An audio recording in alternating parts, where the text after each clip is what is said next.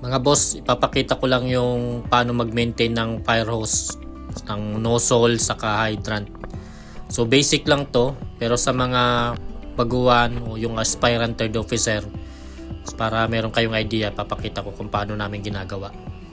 So iba-iba tayong diskarte, lalo na sa mga datihan dyan. So itong papakita ko, base lang yun sa natutunan ko. So make sure yung spanner dalawa siya. So laging dalawa yan.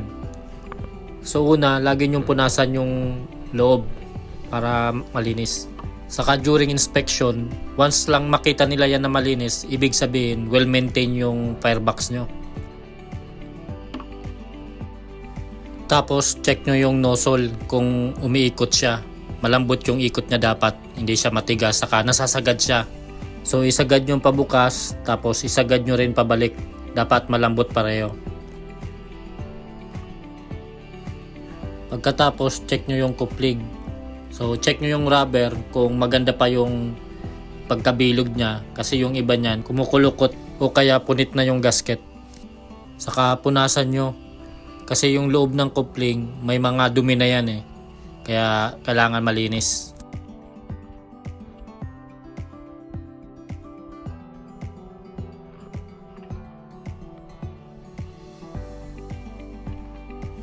Then lagyan nyo ng grasa. Pero sa akin ginamit ko rito Vaseline. Kasi puti yung Vaseline mas malinis tingnan. So paglagay nito mga boss, kunti lang, wag lang masyadong makapal, manipis lang.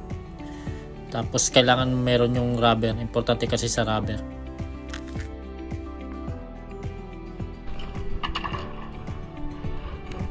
Tapos ganun din gawin nyo sa coupling ng hose.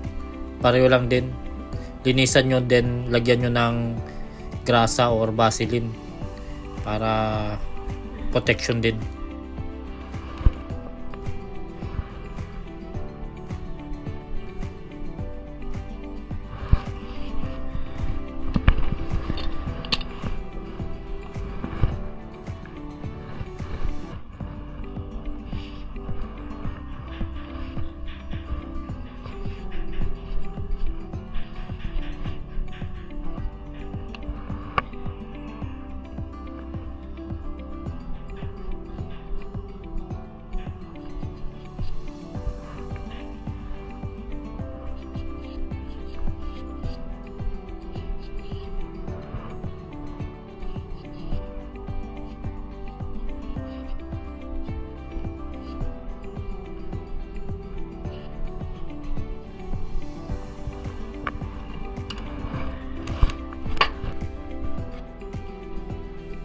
Ganon din sa hydrant.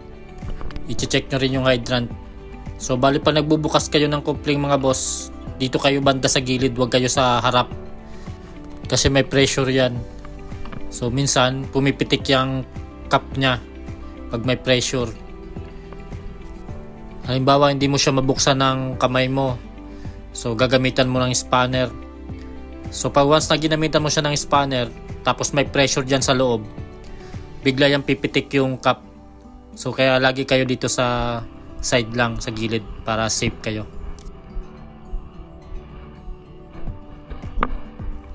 So ganun din, gamitan nyo ng screwdriver para mas masundot nyo yung dumi, saka matanggal yung mga makakapal na grasa.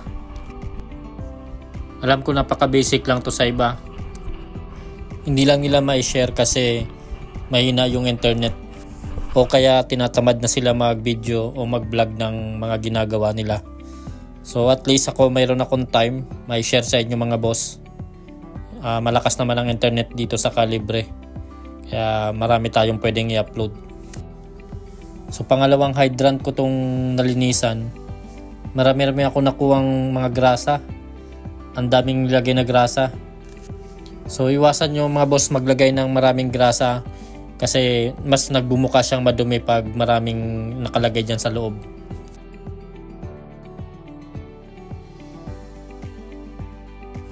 Saka mga boss, time to time pala mag-flashing kayo ng hydrant. So required naman talaga yan, kaya lang may mga operation talaga tayo na busy. Halos talaga hindi kayo makagalaw dyan ng mga maintenance. May mga ilang beses na rin ako na lipatan. Bali yan ang ginagawa ko talaga, na nagko-flashing ako. Kasi maraming hydrant na mga clog na mga boss. So napaka-importante yan. Minsan kasi mag-surprise yung mga inspector dyan. Magpipili siya ng hydrant kung alin yung lagyan ng tubig. So bigla na lang kayo magugulat.